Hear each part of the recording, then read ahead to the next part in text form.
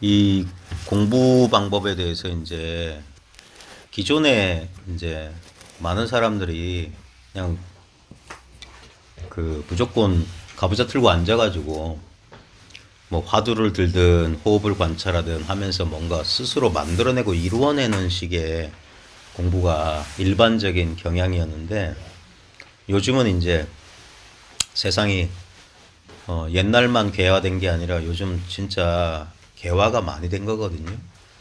이, 어, 그, 기존의 종교가 많은 그 장점들을 가지고 있는 반면에 그 역사가 지나오면서 군더더기들이 너무 많이 달라붙어 있었어요. 예를 들면 우리 불교만 보더라도 석가모니 당시에 그 교단이라고 해야 될까? 그때는 살아있는 그 성자가 계셨고, 그분을 통해서 언제든 매일 아침 부처님께서는 법을 설하고, 그러면서 그 설법을 듣고 누구나 깨어나던 그런 시대였어요. 예. 그게 불교의 원초적인 모습이에요. 수행을 통한 종교가 아니에요.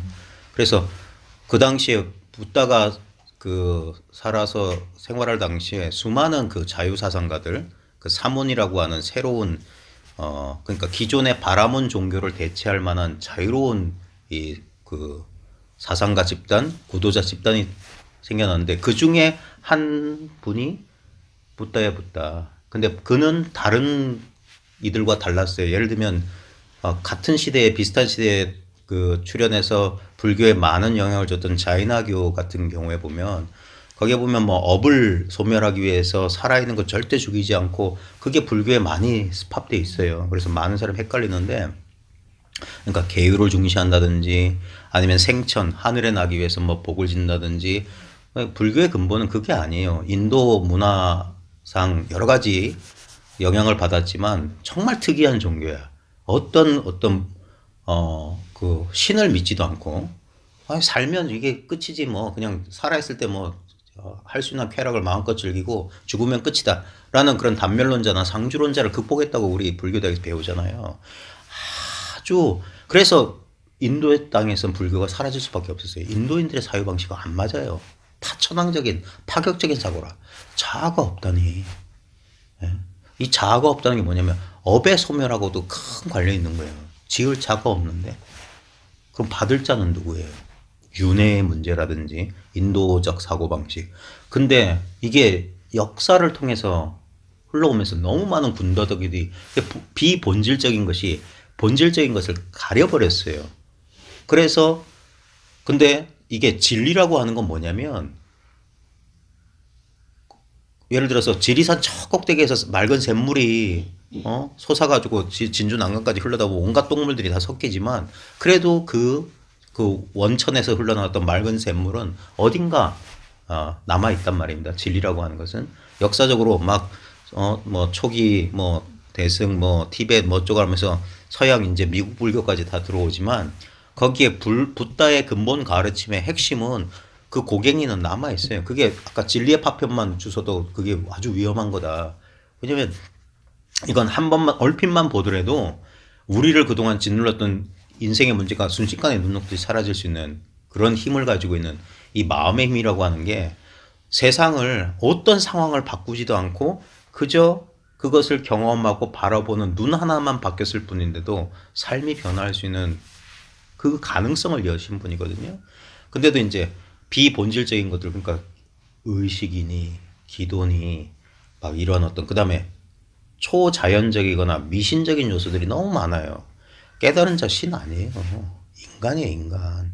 그리고 언제든지 퇴전 가능성이 있어요.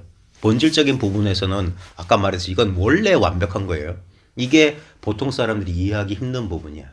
진리는 원래 완벽하고 진리밖에 없는데, 우리의 그 이 생멸하는 요소, 변화하는 요소, 그게 바로 우리가 자아가 동일시하는 그 요소거든요. 자아라고 하는 건 원래 있었던 게 아닙니다. 여러분들이 아이를 키워보신 보살님들은 더 잘 아실 거예요. 우리 귀여웠던 아이는 원래부터 그 미운 놈 아니었어요.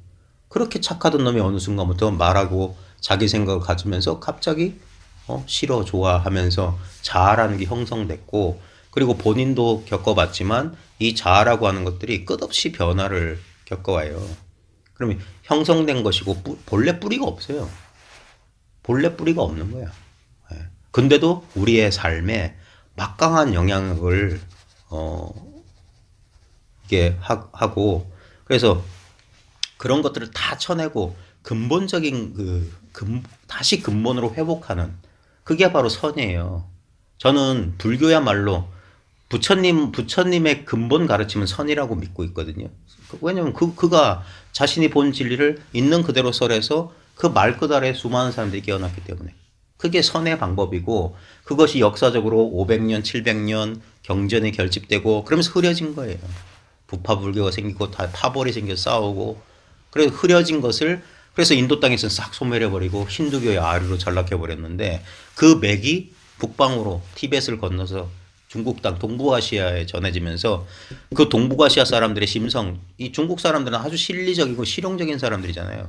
복잡하고 철학적인 인도 사람들의 그런 특유의 사변적인 생각을 딱 싫어한 거야. 나한테 당장 필요한 거 뭐냐, 내 마음 편해지는 거, 그 핵심만 딱 뽑아낸 게 선이고, 그게 하필이면 우리 한반도, 그것도 영남 사람들, 신라 사람들 이쪽하고 딱 궁합이 맞았던 그런 구산 선문이 생기면서, 복잡한 거 길게 말한 거 딱 싫다, 짧게 용건만 간단히, 그게 선이잖아요. 그래서 우리 시대에 특히나 이 바쁜 현대 사회, 또 그래서 이게 또 다시 한번 이렇게 재현되는 거고, 이것은 가장 직접적인 경험으로 자기가 확인할 수 있어요. 그러니까 경전에 의지하지 않고 특별한 초월적인 능력에 의지하는 게 아니라, 아까 말했듯이 자꾸 사람들은 도를 특별한 상황, 특별한 조건, 특별한 순간에만 가능했던 걸 자꾸 도라고 생각해. 어떤 큰 스님이 어느 날 뭐 공중에 뭐 어떻게 했다, 뭐가 보였다, 뭐가 비쳤다, 무슨 일이 벌어졌다. 매일매일 되는 게 진리예요. 그때는 되고 지금 안 된다? 진리 아니에요. 헛꿈을 꾼 거라, 헛꿈을. 진리는 어디서 증명돼야 되냐? 우리 나날의 일상에서. 내 직장, 내 자리에서 구현이 돼야 돼. 우리 가족 일상에서 구현이 되지 않으면 전부 그건 환상이에요, 환상. 일시적이고 조건적인 것들. 그런 것들만 진리라고 자꾸 생각해. 그건 신비고, 그게 샤먼이에요, 샤머니즘. 그런 데서 빨리 벗어나야 되는 겁니다. 진리라고 하는 건 사람을 놀래키지 않아요. 사람을 안정시키는 것이지, 사람들한테 두려움을 주거나 이 숭배의 대상이 아닙니다. 진리는 진정한 자기 자신의 진정한 모습이에요. 그래서 첫째 시간은 이제 제가 원론적인 얘기고, 근데 이게 제 경험에 의하면 부처님의 가르침을 고구정령이라고 하잖아요. 하신 말씀 또 하고 또 하고. 우리가 자식을 길러보신 부모님들은 그 심정할 겁니다. 제가 직업이 교사인데 선생도 똑같아요. 한 소리 또 하는 거야. 잔소리 하는 게 역할이듯이.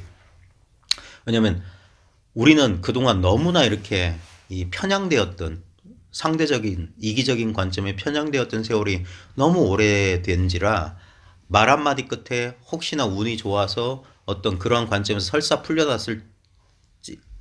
풀려났을지라도 우리의 이 중독, 생각 중독, 사고 중독이라고 하는 것은 쉽게 극복이 되지 않아요. 다시 이렇게 그 자신의 그 힘으로, 원심력으로 끌려 들어가게 돼 있어요. 그래가지고 그래서 제일 중요한 게 뭐냐면, 이 소견을 밝힌 사람들은 그때부터 참 조심해야 되는데, 저도 그랬고, 제가 공부 모임을 지금 10여 년 가까이 했잖아요. 그러면서 수많은 사람들의 케이스를 봐왔어요.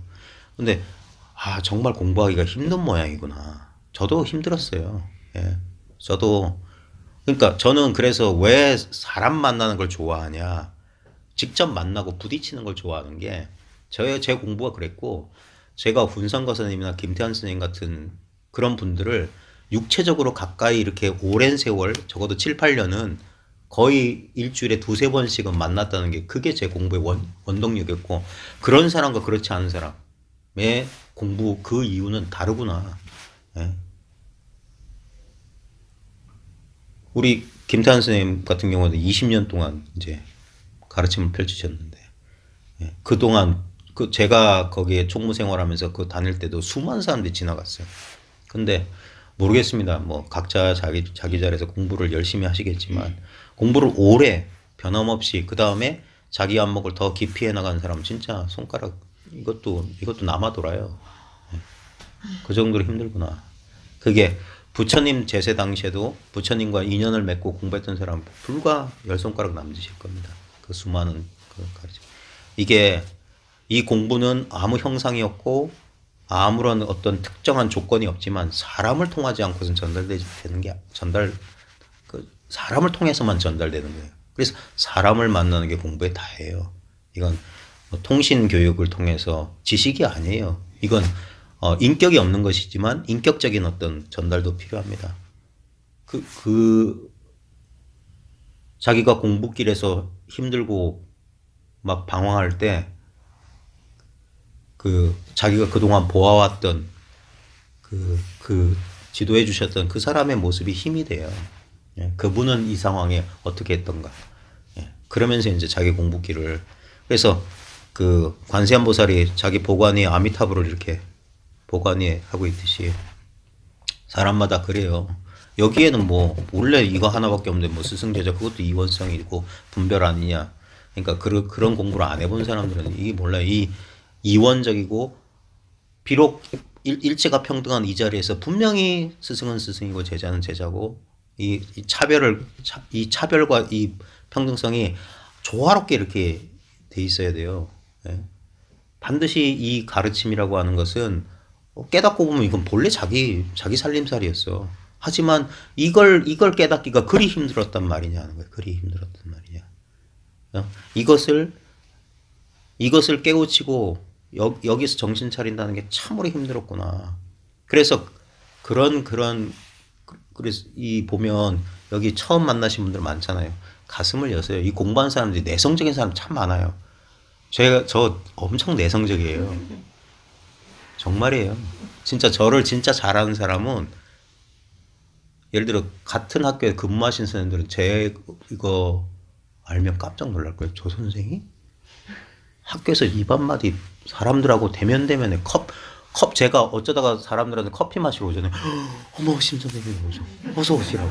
몇 년 만에 오시는 거냐면서 4년씩 근무하는데 되게 내성적이고 사람들하고 이렇게 관계 맺기 참 어려워하는 사람이에요.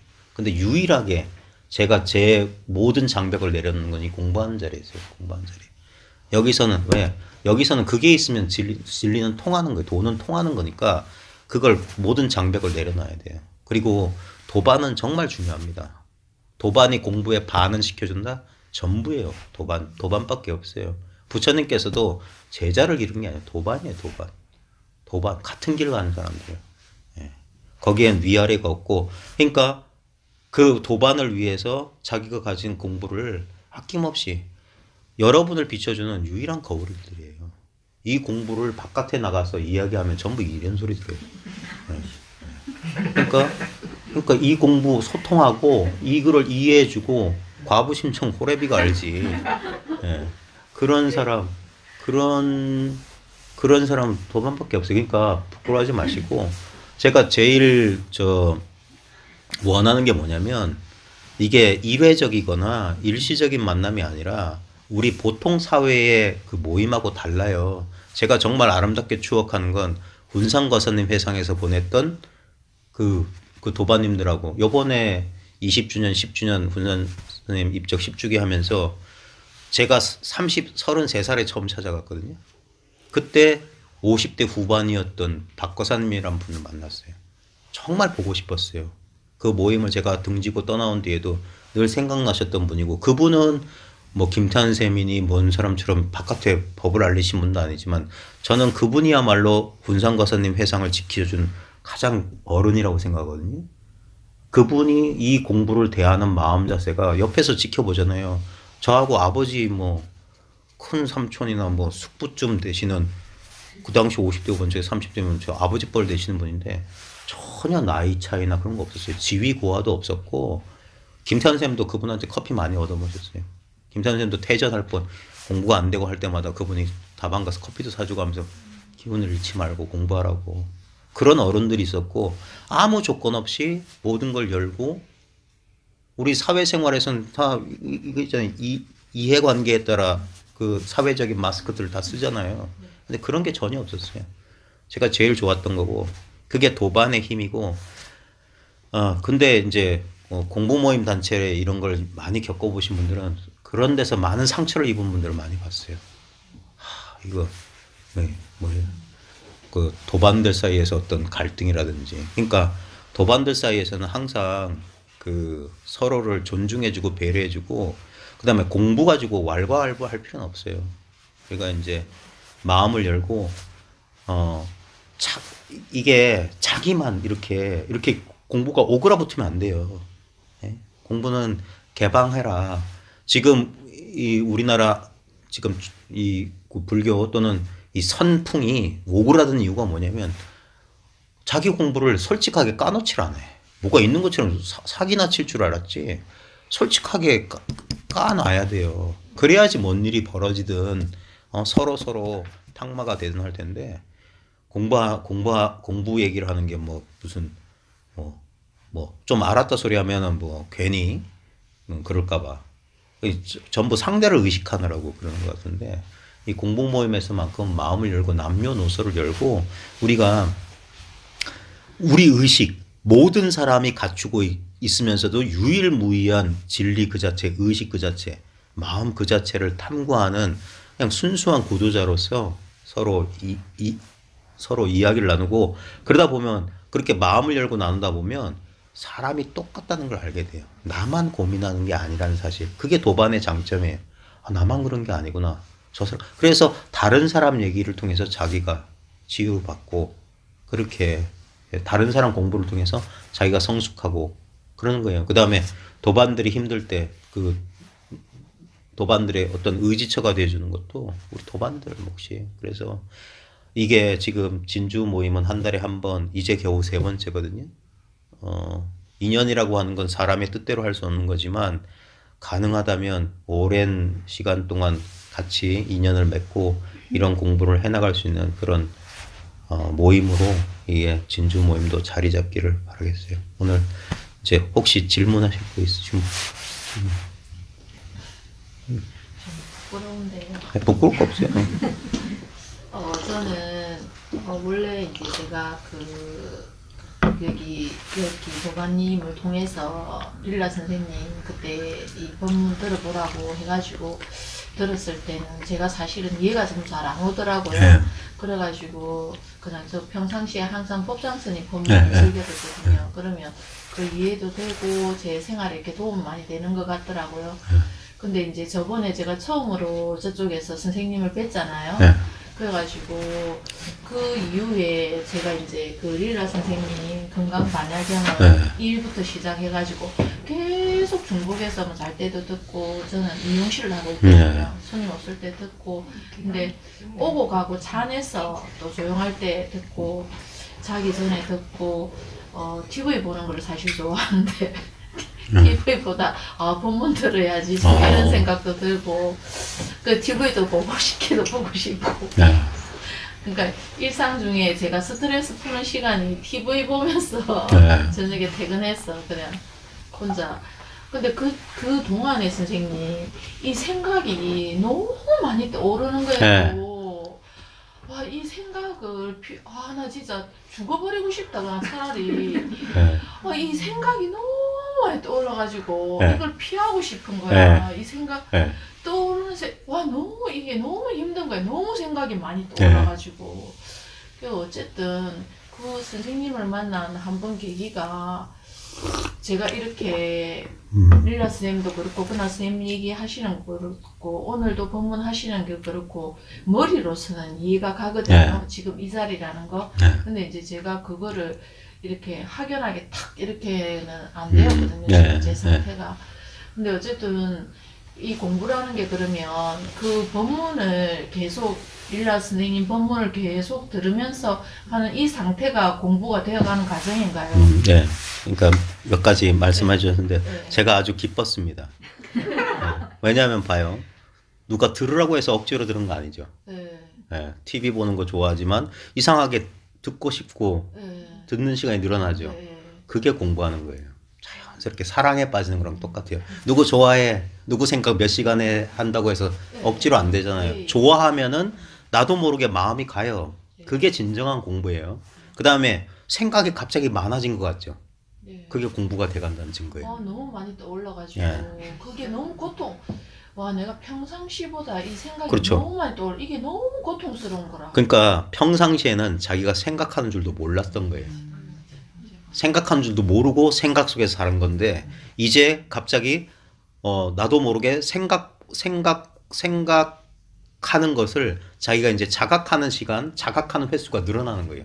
부유물처럼 뭐가 막 이게 붕붕 떠오르는 네. 그런 느낌적으로는 그렇더라고요. 그래서 처음에 보면 나 이거 좀 마음 편하려고 한 건가 더 시끄럽네 막 이렇게 느껴져요. 너무 고통스러워. 근데 그 시기를 지나가야 됩니다. 그만큼 생각이 쉬워졌기 때문에 생각들이 드러날 수 있는 공간이 더 늘어난 거예요. 그러니까 다 나와야 돼요. 다 나와야 돼. 다 나와야 되고 근데 그런 생각들이 막 많을 때 아까 말했듯이 그냥 들으세요. 예, 그냥 듣는 게 좋아요. 그냥 마음이 가는 대로 가는 거예요. 마음이 가는 대로. 예. 안타깝게도 제 거는 이제 유튜브에서 들을 수가 없기 때문에 예, 많이 들어보시고. 또 하나 질문은 예. 이렇게 제가 분노 이제 사실 뭐 제가 이런저런 뭐 계기를 통해 가지고 제가 상담을 한번 해보고 싶어가지고 저 내면의 아이를 진정하게 한번 만나보고 싶어가지고 상담을 한 8회 9회 했거든요. 그래 하고 이제 제가 제 속에 너무 큰 분노가 있는 거예요. 근데 이제 뭐 그게 선생님 말씀처럼 이래 인연이 탁 닿으면 거기서 스파크가 팍 튀어버리거든요. 근데 제가 조율이 안 될 만큼 막 미치겠는 거예요. 이 분노가. 그럴 때는 공부인으로서 그 분노를 어떻게 그거를 조절할 수 있는 법이 있나요? 하려고 하지 마시고요. 네. 분노가 일어날 때는 분노를 표현을 해야 돼요. 근데 그 분노 표현 때문에 다른 사람이나 자기가 상처받지 않을 정도? 상처받을 정도예요? 옆에 사람한테 표현을 하면 안 되죠. 근데 그때 막 이게 스파크 불이 확 나가지고 그때는 누가 됐든지 막 이게 완전 막 표출을 하고 싶고 막 미치겠는 거예요. 내 속에 그냥 거대한 악마가 있는 것처럼. 근데 이제 그게 사실은 제가 남한테는 뭐 뺨을 때리고 싶고 하지만 하면 안 되잖아요. 근데 이게 언어적인 상태가 내 가족한테 제일 심하지. 딴 사람은 하면 진짜 맞아 죽을 정도지. 그런 표현을 할 일도 없고 할 수도 없고. 내 가족한테 그러지 말아야 된다. 가족한테도 항상 제가 우리 가족 관계를 좋게 하는 법이 뭐냐고 깨달았냐면 언어라고 생각을 했거든요. 그러니까 항상 내가 똑같은 상황에서도 좋은 표현, 예쁜 표현, 상황은 똑같은데도 저 나름대로 그렇게 하려고 노력하거든요. 근데 그때 분노가 막 표출할 때 하필이면 또 우리 딸이 서울에서 한 번도 안 오는데 내가 정말 좋은 엄마가 돼주고 싶은데 지한테 서운한 마음이 이제 막 있었는 거라. 그게 또 포출이 팍 돼버렸어요. 너무 울고 싶은 거라. 나는 내 속에 또 좋은 엄마가 되고 싶고 이렇게 안 하고 싶은데 너무 내 자신이 내가 막 용서가 안 되고 너 왜 정말 그것밖에 안 되니 너무 힘들더라고요. 그 분노 모르겠어요. 사람들은 여러 가지 이유 때문에 분노가 일어나는데 저는 두려움 때문에 많이 분노를 일으켰거든요. 두려워서 통제가 안 된다는 것에 대한 두려움 때문에 벌컥 화를 내는 경우는 저는 많았었던 것 같아요. 근데 사람마다 이유는 다르겠지만 중요한 건 감정의 문제를 다룰 때 제일 안 좋은 방법은 억압하려는 거예요. 그게 일어날 때 어쨌든 근데 뭐 우리가 지금까지 공부하면서 느낀 거는 가르쳐 주신 데는 분노가 일어날 때 분노를 바라보라 하잖아요. 이렇게 떨어져서 분노를 바라보라 하더라고. 그러면 분노를 바라보면 분노가 사라진다고. 근데 그거는 이제 별것 아닌 분노일 때 가능하겠죠. 이게 내가 이제 뭐 억울함 등등 막 뭐가 이제 이렇게 어쨌든 그 가장 이제 막 스파크가 팍 튀는 건 남편. 그 남편한테 항상 나 억울하다. 나 너 때문에 진짜 억울하다. 이게 막 깔려 있는 거예요. 공감들을 많이 하시네요. 그래가지고 또 막 그 언어적 표현이 애 아빠가 좀 안 예쁘게 말을 직업도 그렇고 그렇다 보면 내가 그 이번에 그냥 말로써 엄청 했거든. 그 용서할 수가 없다. 딱 그 원칙에 맞게끔 내한테 그 이해를 시키라 했거든요. 그 표현을 한 거에 대해서. 근데 그게 이제 딸한테 또 가버려가지고 내가 딸한테 그래요. 너무 미안하고. 분노는 이 분노라는 감정이 안 좋은 이유가 뭐냐면 이게 당사자들끼리 주고받고가 아니라 이게 폭탄 돌리기처럼 이게 자꾸 돌아가요. 그러니까 예를 들면 이제 바깥에서 일하는 사람들이 뭡니까? 바깥에서 그러니까 한강에서 뭐 종로에서 밥 먹고 한강에서 화풀이 한다는 것처럼 이 분노라는 감정은 해소되지 않으면은 이게 안 사라지거든요. 그러다 보니까 다른 사람한테 전달할 수밖에 없어요. 예. 그러려면 지켜보는 방법이란 걸 우리 흔히 쓰는데 그거는 이제 우리가 통제 가능하거나 이런 거기서만 되지 감당할 수 없는 분노가 오게 되면 벌써 그렇게 하기 전에 벌써 폭발해 버리고 말지. 근데 이제 공부한 사람이라고 만약에 우리가 공부 입장에서 보다 보면 폭발할 때 정신을 놓치지 않는 게 중요해요. 온전히 경험하는 게 중요해요. 예. 진짜 폭발을 하려면 완전히 그냥 폭발시켜 버리든지 아니면 그 분노 그 감정에 보면 겉으로 드러난 감정과 숨은 감정이 있거든요. 저 같은 경우 아까 말했죠. 저도 지금도 그래요. 제가 성질이 아주 급해. 성질이 급해. 그게 성질 급한 사람이 화를 잘 내잖아요. 제가 아주 화를 잘 냈어요. 제가 막 폭력적이고 막 그런 화를 낸 게 아니라 막 이렇게 그때 왜 내가 화를 내지 할 때 보면 그 밑에 두려움이 있다는 걸 어느 순간 알았어요. 내 뜻대로 되지 않을까 봐. 내 뜻대로 되지 않을까 봐 뜻대로 되지 않으면 화가 나는 거예요. 그러다 보면은 그러니까 실제 감정은 두려움인데 그걸 분노로 표현합니다. 막 소리를 지르고 강요하고 비난하고 하는 식으로. 그래서 어느 순간 그 밑에 나 불안해하는구나 하면서 그게 아까 말했던 자기를 이제 이게 보면 진짜 자기는 아니거든요. 형성된 자기를 이걸 이해해 줘야 돼요. 내가 왜 이러는지. 그게 뭐 내면의 아이 치료나 이런 것들이 뭐냐면 자기 이해의 방편이에요. 자기를 이해함으로써 자기 갈등에서 벗어나는 건데 제가 여러 번 말했는데 저도 이 분노란 감정 때문에 많이 오래 휩싸여 살다가 제가 아주 소심한 사람이고 내성적인 사람이라고 했잖아요. 그러니까 자꾸 참고 억압한 게 많았던 모양이에요. 그러다가 이제 이게 어느 순간 자기를 톡 건드리는 게 있으면 그게 탁 튀어나가고 그랬는데 이 공부하면서 제가 몇 번 얘기했는데 어느 순간 제가 자다가 깼다 했어요. 이 공부 이제 조금 이걸 알고 나서 좀 지나고 나서 자다가 어느 순간 어느 날인지 기억 안 나는데 자다가 벌컥 깼는데 깬 이유가 뭐냐면 아무 이유가 없어요. 자다가 분노가 치솟아. 근데 그 분노가 태어나서 내가 그렇게 화를 내본 적이 없는 분노가 저절로 나서 확 하고 그 영화 같은 데 보면 가스 이렇게 딱 이렇게 끊어져서 가스관이 이렇게 칙 하고 있는데 누가 성냥하면 빵 터지잖아요. 그런 것처럼 분노가 팍 터졌어요. 그러고 나서부터는 분노가 거의 사라졌어요. 그러니까 해소돼야 돼, 해소. 이건 에너지이기 때문에 뭔가 응축되어 있던 거고 살아오면서 뭔가 무시받고 뭐 억울한 일 당하고 했던 것을 그때그때 해소 못한 게 이렇게 맺혀 있던 거거든요. 그래서 평소에는 안 늘어났다가 아까 말했듯이 막걸리 생각 평소에 안 나는데 산만 갔다 오면 막걸리 생각 나는 것처럼 그게 조건하거든요. 그게 이제 업식이라고 하는 거예요. 반복된 행위를 통해서 형성된 건데 2년만 되면 그런 식으로 반복하도록. 그래서 거기에 그런데 사로잡혀 있는데 거기서 풀려나가는 건 제일 중요한 건 난 화내면 안 돼. 억압하면 안 되는 이유가 뭐냐면 억압이 그 감정에 에너지를 줘요. 우리 그 유명한 심리 실험이 있어요. 무슨 말인지 알겠어요. 네, 생각하지 말라면 더 생각하는 거라. 계속 밥을 주는 건 네. 억압이 네. 분노에다가. 그러니까 차라리 뭐냐 경험되면 오히려 그걸 지켜보고 이렇게 그것도 통제하려는 방법이거든요. 그러니까 경험하라는 거예요. 경험해라. 그 경험이 자기를 그냥 훑고 지나가도록. 근데 문제는 뭐냐 정신 차리고 그러니까 마취 안 하고 수술하는 것처럼. 온전히 딸한테 사과를 제가 했거든요. 이러해서 너무 미안하다 내가. 그 너한테 서운했던 감정이 폭발을 했는데 너무 미안하다. 그게 너무 딸한테 너무 차라리 그게 더 나아요. 솔직하게 자기 감정을 있는 그대로 얘기하면 그게 참 이 감정의 문제 참 힘들죠. 사람이 감정의 동물인데. 그래서 이제 뭐라고 이거는 그래서 그게 공부거든요. 이게 전부 생멸하는 현상들이잖아요. 이 생멸하는 현상들에 대해서는 공부가 필요해요.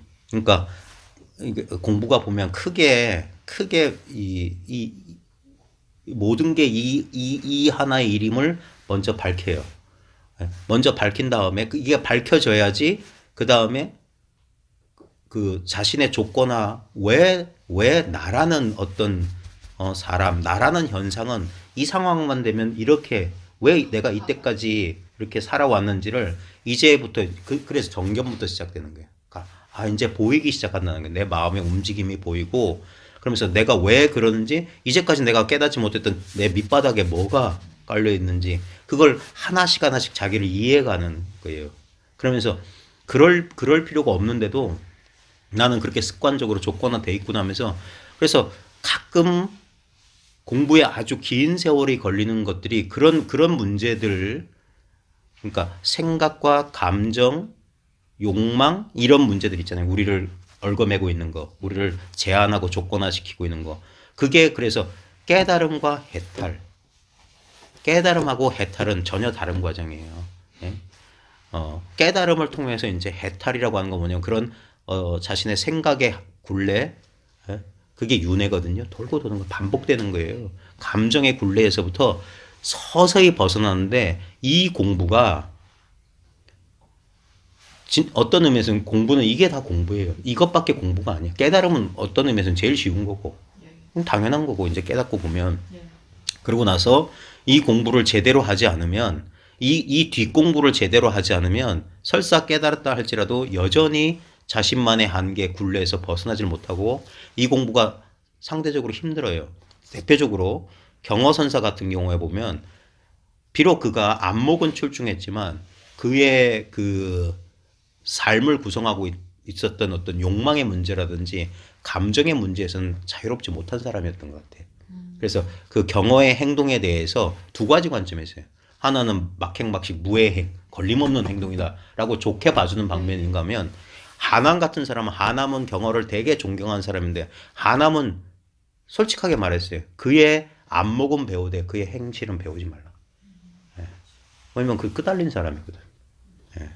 그래서 이건 다른 사람 뭐 그건 볼 필요 없고 결국은 뭐냐면 자기가 자기 생각이나 자기 감정, 자기 욕망 때문에 괴롭다면 공부해야 돼요. 예. 왜 나는 여기서 막 이 괴로움을 겪는가? 예. 그러면서 그게 이제 자기 이해고 요즘은 이제 현대 됐잖아요. 이제 우리가 이제 21세기를 살아가잖아요. 지금 이 마음 공부에 트렌드가 있다면 이 동양의 이 가르침은 깨달음의 길에 가는데 최적화됐고 모든 서구인들도 결국엔 동양의 지혜를 빌려서 자기 본성을 깨쳐요. 근데 깨친 다음에 인간적인 그 인간 심리의 문제는 현대 심리학의 방편을 쓰고 있어요. 이게 요즘 세계적인 영성 지도자들이나 우리나라에서도 지금 뭐 법상 스님 같은 젊은 세대들 한때 해민 스님 그런 분들이 했던 게 뭐냐면 비록 깨쳤지만 경허 같은 이가 또는 지금 소위 말해서 큰 무슨 출가 집단에서 그 전통적인 깨달음 공부하신 분들 보면 저 사람들이 뭐 인가를 받았다고 하고 뭐 부처님 몇 대 쓰는데 하는 행실을 보면 뭐 사회에서 보통 사람들보다 못해. 아주 유아론적이고 유치하게 짝이었고 그다음 아주 비상식적인 그건 뭐냐면 개인 심리의 문제에 대해서 깊이 들어간 공부를 하지 않은 거예요. 예, 그러니까 그러니까 쉽게 깨달음을 인정하거나 그러면 안 된다고 하는 거예요. 깨달음은 무슨 깨닫기만 하면 견성만 하면 무슨 만병통치약인 것처럼 아니에요. 자신의 인간적인 한계를 인정하는 데서부터 왜냐면 그 사성제 부처님의 가르침 자체가 고를 인정해야 돼요. 고라고 하는 고성제 성스러운 진리를 인정해야 돼. 우리가 고통받고 있음을. 예? 그러면서 그러니까 깨달음 뒤에 숨는 게 아니라 깨달음의 빛으로 자신의 어두운 측면이 있음을 자기가 여전히 욕망이나 감정에 조건화되어 있음을 인정하면서부터 그걸 자기 이해를 해 나가는 거예요. 그래서 내면의 치유나 이런 것들이 뭐냐면 결국 만남이라고 하는 거예요. 만남. 진정한 자기 자신과의 만남. 네. 그걸 이제 형성한 거고 일종의 그 내면의 심리 치료 같은 경우에는 하나의 상징을 세워서 이렇게 만나는 시각화 비슷한 그런 것 같아요. 저도 이제 해봤는데 그 뭐냐면 어릴 때 형성되었던 우리들의 그런 핵심 감정이나 그 어떤 자극에 반응하는 그 우리의 기본적인 살아가는데 필요한 기본 성격의 틀이 아주 어릴 때 형성되거든요. 특히나 자기한테 큰 영향을 줬던 부모. 예. 그러다 보니까 그 형성된 게 그게 이제 천성이 돼서 우리 보면 뭐 남을 기쁘게 해주기를 좋아하는 사람 있고 뭐 누가 시키지 않아도 막 일부터 하는 사람이 있는 것처럼 근데도 상황은 다 바뀌고 다 바뀌었는데도 여전히 그 고착화된 그 감정에서 벗어나지 못할 때 근데 이것의 기원을 잘 몰라요. 왜냐하면 우리 의식이 발달하기 전에 아주 어릴 때 형성됐기 때문에. 그래서 나도 모르게 그 상황만 되면 얄짤없이 그렇게 잘나고 멋진 사람 탁그 어릴 때 행동 방식으로 돌아가는 우리 특히 남자들 같은 데 보면 삐지면 7살짜리처럼 되는 어른들 많잖아요. 그게 다 어릴 때 행동 방식이에요. 삐지면 자기가 공격받았다거나 무시당했을 때 거기에 반응하는 가장 익숙한 게 그러니까 시야가 딱 좁아지면 많이 배우고 뭐 다 필요 없어요. 예전에 행동 방식으로 돌아가는데 그걸 자기가 모른단 말이에요. 그러는 줄 몰라요. 그러니까 그게 깨달음의 빛을 통해서 내 마음이 어떻게 움직이는 줄 알아야 되는데 그래서 이 공부를 시작하게 되면 자신의 생각이 더 잘 보여요. 그러니까 생각이 많아진 것처럼 느껴지는 거라. 생각이 어떻게 갑자기 밥 3끼 먹던 밥을 8끼 먹겠어요. 생각을 늘 하고 있었는데 그 생각에 대한 자각이 없었던 거지. 그러니까 이 공부는 뭐냐면 자각의 힘을 길러주는 거예요. 그래서 자기 꼬라지를 자기가 보게 만드는 거예요. 예. 그래서 처음에는 이러려고 한 게 아닌데 뭐 이런 식의 반응도 나오고 그래서 계속 직면하게 되고 그러면서 뭡니까 그 이해가 찾아오는데 그걸 이제 지혜라고 하는 거예요. 아, 내가 왜 이러는지 이제 알겠다. 그러면서 자신의 마음 움직임을 그래서 자기를 이해하고 결국에 뭐냐면 인간의 정신적인 분열이라고 하는 건 자기가 자기로부터 이 분열되어 있는 거예요. 이게 이제 하나로 통합되는 거라. 온전한 자기 하나가 되는 거예요. 뭐냐면 자기를 상대적으로 아까 내가 나를 그런 이게 분열이라고 해요. 자기 의식적인 이게. 나는 관찰되는 대상이 아니에요. 그러니까 그래서 내가 없다 자꾸 하는 거예요. 내가 하나밖에 없으면 나는 없는 거예요. 예. 근데 내가 둘일 때 우리가 분열돼 있으면 그걸 비난하는 자와 비난되는 자로 분열되는 그게 전부 정신병이에요. 자기 비하거나 자기 자만하는 거나 똑같은 정신병이에요. 있는 그대로 못 보고 이게 통합이 안 돼서 자기가 분열되는 거라. 그래서 거기서부터 치유되고 그러니까 자기 밖에 온전히 자기 하나가 되면 이건 자기가 따로 없어요. 따로 없는 거라. 그러니까 비난하고 뭐 할 대상이 없어. 그럴 때 하는 말이 뭐냐면 그게 자기 수용이라는 거예요. 이제 받아들인다는 거예요. 그런 감정이든 뭐든. 예. 그러면서 그게 그렇게 받아들일 수 있을 때 갈등이 그러니까 둘이 돼야지 치고받고 할 텐데 싹 사라졌어. 아까 우리가 처음에 자 잠시 1분만 할게요 하고 자기가 고요해지면 무슨 일이 벌어집니까? 주변에 있던 이제까지 나의 시끄러움 때문에 드러나지 않았던 소음이 갑자기 나타난 것처럼 본래 있었던 거예요. 내가 시끄러우니까 자각 못했던 거야. 근데 내가 조용해지면 그 빈 공간에 세상이 들어와요. 근데 그게 나예요.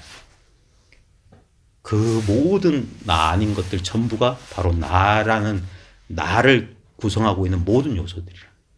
그러니까 거기 보면 그러니까 내가 있어가지고 내가 이거 좋아하시러가 아니라 그 전부가 나가 되는 거야. 좋고 싫고가 따로 없는 거야. 그러니까 지도는 무난이다는 거야. 지극한도 진짜 대도는 어렵지 않아. 유염간택이에요. 오로지 골라 잡는 것만 꺼린다. 골라 잡는 게 아니에요. 그러면 지극한 도에 이미 다 도달해 있다. 그러니까 이게 철저하게 무의예요. 철저하게 유의적인 행위가 없어. 네. 또 고맙습니다. 네. 질문. 네. 10월 말쯤에 네. 집에서 근무 한 4-4시간 듣다가 예. 공원 가가지고 앉아가 이제 왔다 갔다 하다가 들으면서 왔다 갔다 하는데 본문 내용이 나아야 된다 그런 내용이었던 것 같아요. 근데 저도 몰랐는데 울컥하더라고요. 네. 한 순간 아무 생각 없이 그냥 그러고는 집에 와서 자고 아침에 일어나는데 비추는 게 없어졌더라고요. 비추는 게 없어졌다. 네, 이렇게 비추는 게 완전히 없어졌어요. 그리고 제가 평소에 그 엄마를 생각하면 항상 여기가 잔한 그런 게 있었거든요. 예.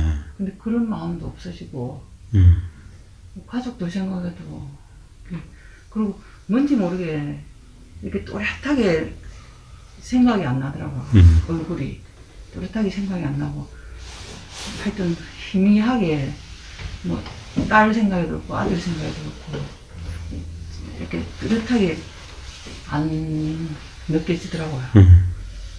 그러고는 제가 항상 건강이 안 좋아가 네. 귀에서 항상 앵하는 소리가 났거든요. 네. 앵 하는 소리 말고 윙 하는 소리가 났었는데 그게 없어졌어요.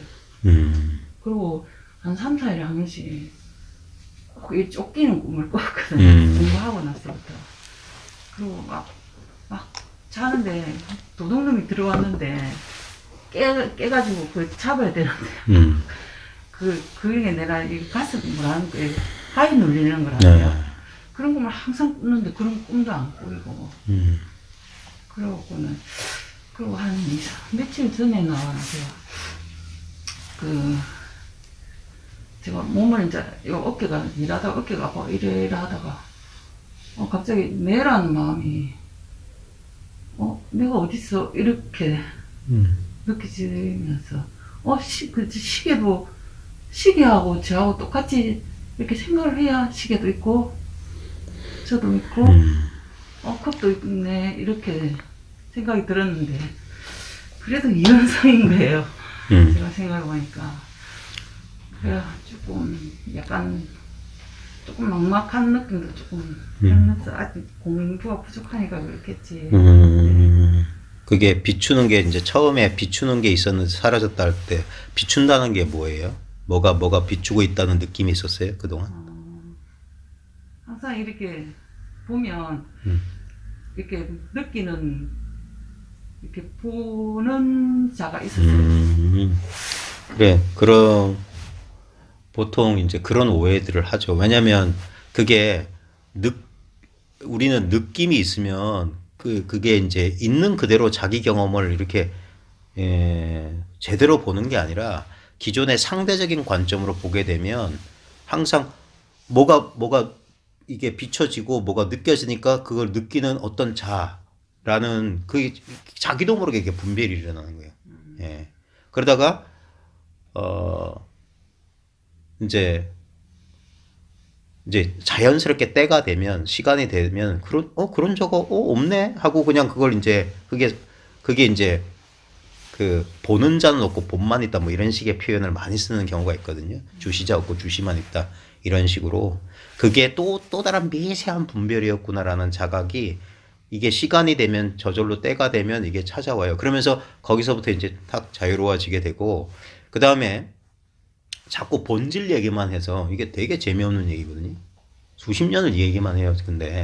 근데 본질 하는 이유가 뭐냐면 이게 왜 상수멸진이 원래 상수멸진은 부처님 교설 아니에요. 이게 아비달마 후기에 만들어진 얘기인데 이게 저한테는 뭔가 쓸만한 저도 처음에 오해했어요. 상수멸진이니까 구차적인 제일 꼭대기는 비비사우처 정도 아니고 느낌도 생각도 없고 아무것도 없는 그런 상태겠지라고 사람들이 착각하는 게 그게 아니에요. 상수가 본래 없다는 소리라. 그러니까 공성에 대한 얘기인데 저는 이제 그런 식으로 받아들였고 어떤 사람한테 얘기하니까 자기도 거기에 걸려 있었는데 자기도 그 얘기 듣고 자기 문제가 해결됐다 해서 이 사람도 같은 좀 병을 앓았구나 그렇게 오해하기 십상인데 이게 아까 말했듯이 이 공성이라고 하는 게 이게 진짜 무아거든요. 진짜 이 공성의 체득이라는 게 무아인데 이 무아의 체득이라고 하는 게 뭐냐면 이게 여기서 이제 공부하는 사람들이 머뭇거릴 수 있습니다. 사람과 사람이 아닌 길에 갈림길이에요. 보면 이쪽에 가게 되면 그러니까 감정에서부터 벗어난다는 게 우리가 무슨 공포니 불안이 부정적인 감정에서 벗어나는 게 아닙니다. 긍정적인 관점에서도 벗어나요. 정에 안고 다닌다고. 그러면 그렇게 되면 어떻게 될까요? 그러니까 주변 사람들이 저 사람 변했네 이런다. 정이 없으니까. 네. 예전에 그런 게 있어요. 사는 맛이라고 한 게 없고 막 애틋하고 막 이래야 되잖아요. 근데 그런 것들이 사라져요. 그게 평정해지고 그래서 자기 중심성에서 벗어난다고 하는 거예요. 끄달림이 줄어들기 때문에. 그렇다고 해서 목석처럼 보이는 건 아니겠죠. 그렇지는 않은데도 상당 부분 이제 그런 감정에서 자유로워져요. 네, 그래서 막 이제 거기에 끄달려서 이제 힘들었던 예를 들면 우리 인간 관계 문제가 다 정의 문제잖아요. 부모, 자식, 배우자 이런 문제 우리를 힘들게 하는 가까울수록 그게 사랑, 애증의 감정이라는 게 섞여 있잖아요. 사랑하기 때문에 밉잖아. 예? 미운 만큼 또 사랑하고. 근데 거기서부터 자유로워지는데 자유로워지는 건 본인은 좋을지 모르겠다. 예. 근데 이제 사람이 변했네. 또는 뭐 그럴 수 있고 그러다 보니까 좀 그런 측면들이 있어요. 그러니까 기억에서도 자유롭게 되고요. 이거 보면 이 절대적인 본질에 대한 얘기하게 되면 그러니까 딱 이 순간밖에 별로 생각을 안 하게 돼. 그러려고 노력해서 이 순간 이랬을 된 게 아니라 나도 모르게 그냥 이 순간밖이야. 전부 지나간 거나 오지 않은 거에 대해서 이제 무심해지기 시작하고 그러니까 이제 그런 식으로 이제 변하게 되고 그러다 보면 이제 아까 말했더니 그게 공부하는 사람들이 이제 꿈하고 공부하고 관계들이 좀 있어요. 이제 공부를 오래 하다 보면 거의 꿈 안 꿔요. 거의 꿈 안 꾸는데 공부 초창기에 이제 보면 공부에 대해서 애를 쓰잖아요. 그러니까 그게 어느 정도 일정 수준을 넘게 되면 이제 꿈으로 이제 현현이 돼요. 공부 초창기에 꾸게 되는 꿈이 뭐냐면 공부와 관련된 꿈을 꿔. 꿈속에서 어떤 상징으로 그러니까 어떤 스승의 모습이나 이런 모습들이 꿈에 자주 나타나요. 저도 김찬쌤 모시고 어디 가는 꿈을 엄청 많이 꿨어요. 꿈속에서 체험도 하고 막 별일이 다 일어나. 그러고 막 그러다가 그러니까 뭡니까? 그게 뭐냐면 의식적으로 이렇게 해도 안 되다가 보면 그게 그 자기 무의식까지 이제 그러니까 누가 시켜서도 안 돼. 항상 거기에 이제 마음이 가 있는 거예요. 그러다 보면 자연스럽게 그게 꿈으로 등장해요. 그러면서 꿈에서 별일이 펼쳐지고 그러다가 이제 자기가 일을 밝히고 어느 순간 하다 보면 이제 꿈들이 사라지기 시작해요. 꿈들이. 거의 뭐 개꿈 같은 거 꾸는지 안 꾸는지 이제 본인도 모르는 그런 꿈 제외하고는 기억에 남는 공간은 거의 없고. 저도 이제 이 공부하기 전에 가위눌림이 심했는데 이 공부하면서 가위눌림이 싹 사라졌고. 그러니까 마음이 편해진다는 거예요. 마음이 편해져요. 그러니까 쉬워지게 되고 그러니까 결국은 뭐냐면 마음의 긴장이 육체적 긴장, 심리적 긴장을 오게 되는데 이 긴장을 놓게 돼요. 그리고 대휴월처다. 크게 쉬는 자리다. 결국 우리는 어떤 위협 상황이 되면 몸과 마음이 바짝 이게 자동화된 반응이거든요. 근데 이제 공부하는 사람은 거꾸로 되지. 위협 상황이 오면 그때부터 몸과 마음을 열어버려요. 오히려 그게 훨씬 그 외부의 충격이나 심리적 충격을 줄이는 방법이에요. 그게 마음을 내려놓으라. 우리는 마음을 이렇게 긴장해야 하지만 자기를 보호하려는 아주 습관적인 그 노력이거든요. 몸과 마음에 힘을 주게 되는데 그러면 그럴수록 충격은 더 오래 깊이 전달되는 거예요. 근데 우리는 그렇게밖에 못 배웠기 때문에 처음엔 그래요. 그러다가 이제 이게 괜찮다라는 게 자기 자각으로 오게 돼요. 이게 아까 말했듯이 이 생멸 현상은 점진적인 과정이에요. 깨달음은 아주 급진적인 과정이고 단박에 깨닫는 거고 이 깨달은 이후의 과정은 뭐냐 아주 점진적으로 그러면서 점점 힘을 빠진다. 그게 옛사람들은 힘 던다 그랬거든요. 힘을 덜어야지 공부의 힘을 얻는다. 그래서 사량 분별에서 힘이 빠진 만큼 이 법의 힘을 얻는다. 법의미란 건 딴 거 아닙니다. 아무 느낌도 없어요. 아무 무게감도 없어. 근데 이게 전부예요. 그래서 사람은 있는지 없는지 몰라요. 대상이 아니기 때문에. 그래서 이 속에서 따로 찾는 거라. 근데 이걸 본 사람들은 뭐냐. 아, 이게 아니었군. 이런 자각이에요. 아, 이건 찾는 게 아니군. 오히려, 그러니까 생각은 끝없이 의심할 거예요. 아무것도 얻지 못했는데? 아무것도 분명한 게 없는데? 계속, 얘는 이 역할밖에 할 게 없어요. 근데 처음에 그 생각을 믿게 되는데 나중에 이 공부가 분명해지는 건 뭐냐면 그 생각 아무 상관없어. 생각은 지 역할 제대로 하는 거고 그럼에도 불구하고 나는 어떤 확실한 게 있어서 그런 거 아니에요. 그 자기도 몰라. 근데 내려놓게 되고 내려놓게 되면 될수록 이게 세월이 지나면서 아무 느낌이 없다는 게 분명해져요. 아무 아는 게 없다는 게 분명해져요. 네. 그래서 절대 무소득이다. 절대 무소득. 그러니까 처음에는 미련이라고 조그만 어떤 그래도 뭔가 좀 있어야 되지 않나라는 그런 것들이 곁다리들이 아주 오랫동안 남아있어요.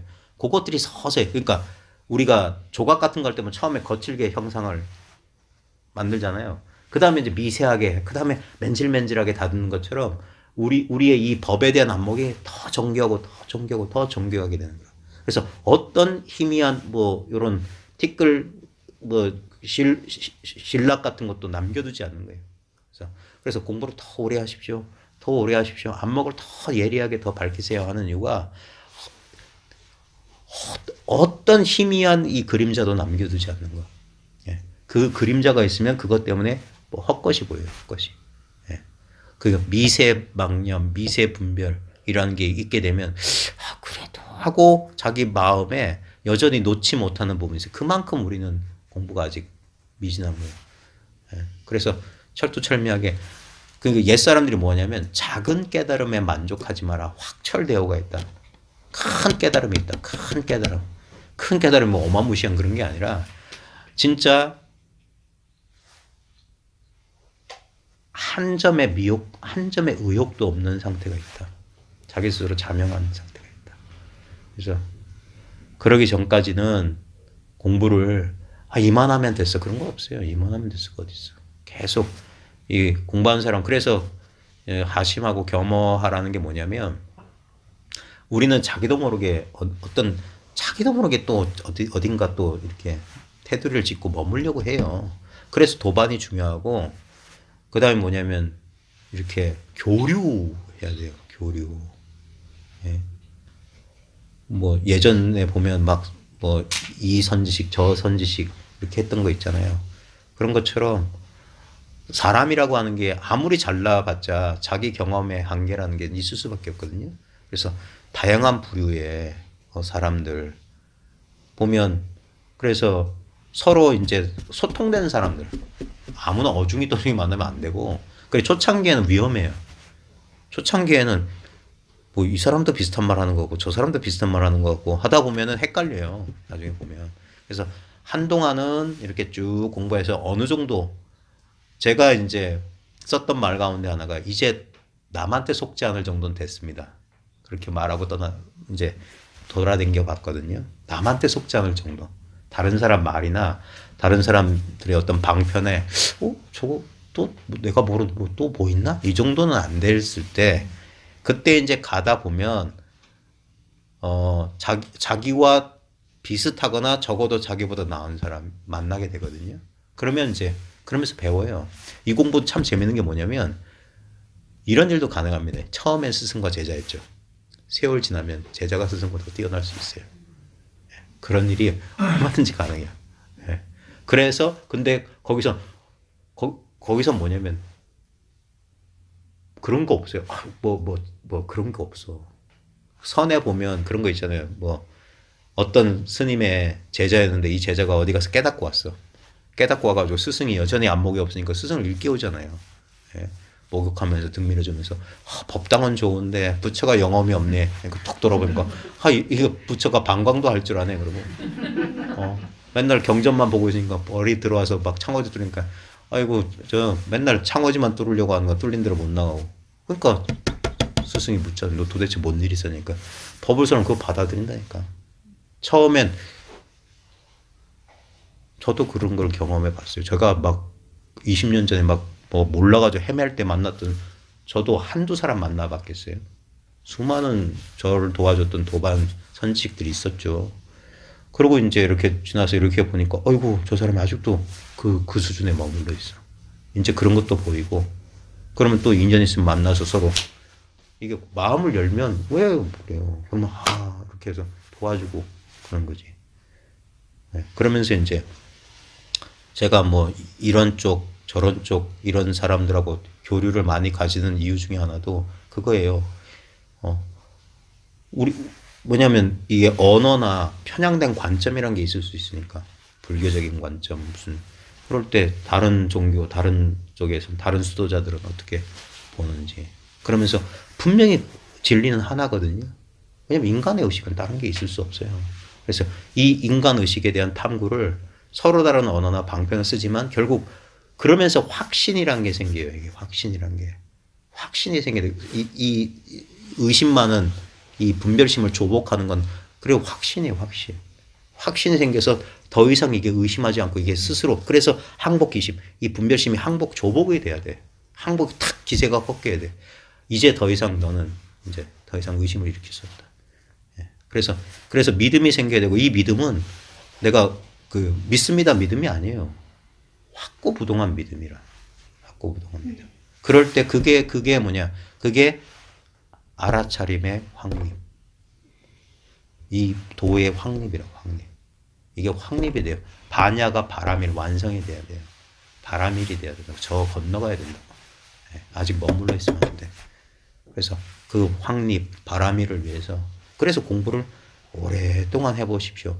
그러면 진리가 스스로 자기를 구현하는 거예요. 제가 제일 좋아하는 비유가 와인이나 이런 게 숙성, 된장 숙성하는 거 똑같아. 가만히 내버려두면 질적으로 변한다니까. 그래서 세월의 단련이 필요해요. 그게 뭐냐? 무상을 이겨내야 돼. 모든 부수적인 것들은 무상함 속에 사라질 거예요. 근데 끝까지 남아있는 게 뭐냐? 그게 순수한 본질이라. 순수한 본질. 그것만이 진실이야. 그래서 순수한 본질에 대한 탐구다. 그래서 되게 지리한 공부예요. 지루해요, 이거. 그래서 상을 쫓는 사람들은 오래 버틸 수가 없어요. 그러면 또 뭔가 또 다른 어떤 모양, 어떤 변화를 쫓게 돼 있어요. 그걸 어떻게 할 수가 없어. 그리고 그 과정이 공부 과정 중에 반드시 필요해요. 보면 서양에서도 이걸 필그림, 우리 그 철로역정이라 해서 막 여정처럼 하잖아요. 우리 대승불교권에서 선제동자, 구법여행으로 이렇게 표현하는 것처럼 그 지리한 여행의 종점이 뭐냐면 자기 자신으로 회귀해요. 진정한 자기 자신을 회복하는 거. 자기 깨달음으로 돌아오는 거. 이거는 너무나 평범하고 당연한 거였는데 처음에는 눈에 보이지 않아요. 바깥을 향해 쫓다가 결국 자기로 이제 환원하면서 아까 말한 통합이 일어나는 거예요. 이제까지 분열됐던 자기가 자기로 돌아오는 거예요. 그게 부처님의 고구정의 마지막 유언이에요. 자기 법기하라. 자기에게 귀하고 법에 귀하라. 그 자기로 돌아오는 게 공부의 종점이에요. 진정한 자기 자신을 회복하는 거. 그러면서 평생의 자기 투쟁, 자기 갈등에서 벗어나는 거예요. 그걸 이제 우리가 선정이라고 하잖아요. 기독교에서는 평화라고 하거든. 평화가 찾아온다. 평화가. 우리가 선정이라고 하는 흔들림 없는 마음. 그러면서 삶의 모든 현상을 받아들이는 거예요. 그러면서 삶을 바라보는 관점이 달라져요. 한때는 그게 불행이었다고 생각했던 것들이 그게 아니에요. 또 다른 삶의 놀라운 경험들이에요. 모든 것은 삶의 경험이었어요. 삶의 경험. 그 모든 경험의 불변의 요소예요. 불변의 배경이라. 그러니까 이제 관한다 하는 거예요. 이제 제대로 보이기 시작하는 거예요. 삶이라고 하는 게. 내가 이 개성을 없애지 않아요. 이게 참 재밌는 물건이거든요. 무색투명한 이 진리의 빛을 이 프리즘을 통해서 빨주노초 반환보. 이 프리즘이 제마다 제각각의 인연 조건에 따라. 그게 화장 세계라. 화엄으로 꽃으로 장엄된 세계라. 우리 봐요. 단풍이 만약에 노란 단풍이 하나로만 다 돼 있으면 어떻겠어요? 별로 그렇게 이쁘지 않을 거예요. 얼룩덜룩 해야지. 그게 화장 세계, 장엄된 세계, 삶의 경험이라는 것도. 그러면서 우리의 두려움으로부터 벗어나는 거예요. 나고 죽는다라고 하는 너무나 단순한 이 틀에서 벗어나는 거예요. 삶이라는 측면에서 보면 삶은 새롭게 난 적도 없고 삶은 결코 죽지 않아요. 생명은. 예. 그러면서 자기 개성의 한계를 벗어나는 거 이게 너무 어떻게 보면은 인간 보통 사람들은 에이 설마 그런다고. 예. 그러니까 이건 남한테 뭐 믿어라 하라 강요할 게 아니라 지가 좋으면 한번 쭉 해보라는 거예요. 그러면서 자기가 경험하고 자기의 그 의심, 자기의 그걸 투과해야 돼요. 그럴 때 힘이 나와서 다른 사람한테 전달이 된다고. 근데 자기가 이걸 증험하지 못하게 되면은 자기도 증험하지 못한 걸 다른 사람한테 그러면 안 된다. 그러면 나만 잘못되는 게 아니라 저 사람도. 그러니까 제일 중요한 그래서 자리 이타. 예? 자기부터 구제하라. 자기 구제부터. 그 다음에 여력이 남으면 다른 사람에게 인연 있는 사람에게 또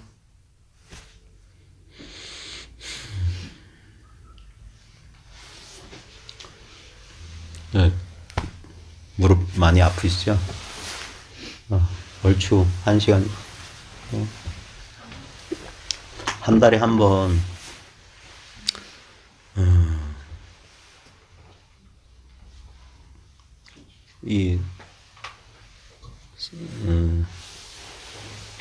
선 공부, 이 공부가 참 묘한 공부예요. 다 돼 있는 줄도 모르고 막 애쓰다가 이제 이게 본래 다 돼 있구나 하면서 근데도 쉽게 믿질 못해요. 정말일까? 한 번 더 뒤집어 보고 또 정말일까? 하고 그 다음에 이게 공부가 이렇게 올곧게 이렇게 쭉 나갔으면 좋겠지만 이 공부는 한동안 이걸 합니다. 한동안 오르락 내리락 할 거예요. 그 기간이 짧은 사람도 있겠지만 긴 사람도 있어요. 그래서 이거는 이게 참 말로 참 전달하기가 참 힘들어요. 지금 주먹을 불끈 내면서 이 경험입니다. 주먹 낼 필요가 없는데 이걸 말로 어떻게 설명할 수 없으니까 어쩔 수 없이 이러는 거예요. 근데 우리가 지금 경험하고 있는 거거든요. 진짜 우리가 경험한, 진짜 우리의 경험이에요. 자기라는 경험이 자기라는 경험. 이게 상대적 경험이 아니라 처음엔 찾을 거예요. 이걸 아직 스스로 명확하지 않은 사람, 어떤 경험? 난 경험 많았는데. 딴 사람들 뭐 경험하나? 할 거예요. 아니요. 자기를 믿어라 하는 거예요. 자기 경험이니까. 이게 존재한다는 경험이 뭐 특별한 경험이겠어요? 그냥 이 텅 빈 경험이지. 근데 이건 줄 이제 알아보는 거야. 이 아무 모양이 없는 걸. 이제, 하는 거예요. 예. 근데 자기는 확실한데, 자기는 확실한데, 자기가 아직 확실하지 않으면 헤맬 수 있겠지. 그래서, 이게 계속, 그게 분명하고 확실해질 때까지. 그 다음에, 이걸 삶을 통해서 증험을 해야 돼요. 자신의 삶을 통해서. 제일 좋은 건 일상적인 거. 어디 저쪽 지리산에 들어가서 몇 번 묵실하다가 뿅 하는 거 말고, 그건 다 헛방이에요. 쓸모없어. 내려오면 그대로예요. 그대로. 그러니까, 나날의 일상, 나날의 하루하루 매초의 자신의 삶에서 이 공부를 스스로 증험하라 하는 거예요. 증험하라. 그러니까 우리 의식의 변함없는 요소와 변하는 요소가 이게 처음엔 이렇게 벌어져 있는 것 같다가 나중엔 이게 한 덩어리로 확고부동하게 탁 됩니다. 따로 없어요. 그게 불이에요, 불이. 그러면서 마치 허공이 모든 기후현상을 그냥 아무 조건 없이 받아들이듯이 삶이 주는 모든 다채로운 경험을 이 본성이 그대로 수용하는 거예요. 그게 삶을 사는 거야. 이건 실효가 아니에요. 난 이것만 그런 건 없어요. 나한테 주어진 모든 삶의 순간을 좀 받아들이는 거예요. 그게 삶이죠. 그게 삶이에요. 진실로 우리가 그런 사람들을 많이 보잖아요. 어떻게 저런 사람이 행복할 수 있어요? 근데 행복해하는 사람도 있거든요. 행복할 수 있거든요. 근데 그 사람들의 공부는 우리 보통 사람 공부처럼 쉽지. 왜냐면 그걸 받아들이기까지 많은 것들이 깎여 나갔을 거예요. 예. 이 공부도 공짜는 없어요. 자기가. 예. 그래서 여러분들이 인연이 있으시다면 이건 누가 시켜서 하는 공부도 아니에요. 밥이 나오나 쌀이 뭐 돈이 나오나 그런 것도 아니고. 근데 왠지 모르지만 여기에 그냥 마음이 가고, 그리고 이걸 공부를 하다 보면 어느 순간 알게 돼요. 내가 이 공부를 하기 위해서 이렇게 뭐 거창하게 이번 생에 태어난 목적은 이 공부를 하기 위해서다. 근데 가끔 그런 생각도 들기도 해요. 내가 평생, 내가 어쩌면 수많은 생애 동안 찾으려 했던 게 이거였을지 몰라. 진짜 일대사의 인연. 우리가 일마침 범부다 라는 선문의 표현이 있듯이 난 결국 이 문제를 해결하지 못해서 수많은 생애를 떠돌았는지 모르겠다. 근데 이제 더 이상 의무는 없다. 해야 할 일은 이제 다 한 것 같아. 예. 그런 본인들 각자 스스로 제가 제일 좋아하는 그 성경 말씀 가운데 하나는 그거거든요. 이 샘물을 마시면 더 이상 목이 마르지 않는다. 이 샘물을 마시면 더 이상 목이 마르지 않는다. 네. 그걸 여러분들의 나날의 일상을 통해서 증명해 보시고, 진주 모임, 저가 이렇게 진주에 자주 올 줄 몰랐어요. 네. 또 이 공부 모임 때문에 온 것 말고도 이상하게 올해 이제 2년이 되니까 꽤 자주 왔는데, 이제 얼마 되지 않았지만 이렇게 골목골목 지나다니면서 각 도시마다 매력들이 있구나. 어떤 것도 있구나. 그래서, 여기 보면 좀 부산하고는 정말 좀 다르구나. 그런 분위기도 있고, 이제 세 번째 이제 모임을 가지게 됐는데, 이 모임을 통해서 여러분도 저도 공부하는 한 사람으로서 여기 참여하는 거니까, 저도 제 공부는 이렇게 어쨌거나 공부에 참여하는 게 공부예요. 예, 공부가 다 됐다 그따위 소리는 쓸데없는 소리고, 공부는 다도 뭐 덜도 없어요. 이 시작도 끝도 없는 거고. 그래서 그냥 완전히 녹아서 진짜 나도 없고 뭐도 없고 이 법도 없고 그런 순간을, 그냥 이 순간을 충분히 이 순간에 그냥 하나로 이렇게 있는 거, 이게 참선이에요. 참선.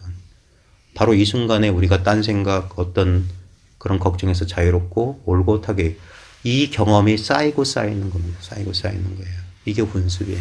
그래서 그동안의 수십 년 동안에 자기가 해왔던 그 훈습과 다른 무명의 훈습에서 이 진여 훈습, 계속 이게 부처님 당시부터 역대 조사를 통해서 우리 훈산 거사님을 통해서 이렇게 지금 제 눈앞에 이렇게 현현해 있는 이 법이에요.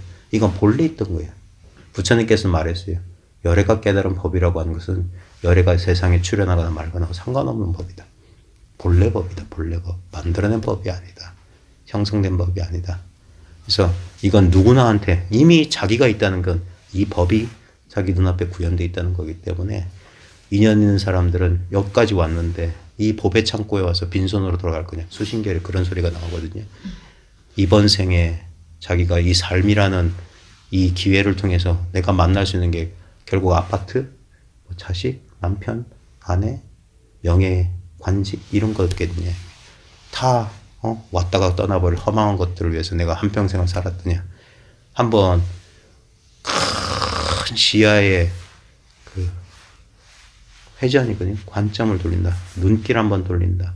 고개 한번 돌리는 겁니다. 인연 있으시면 이 공부 꼭 한번 해보십시오. 예, 장시간 고생하셨습니다. 마치겠습니다. 감사합니다. 예, 아이고, 고생 많으셨어요. 무릎 아프지 않으세요? 무릎은 안 아프겠지.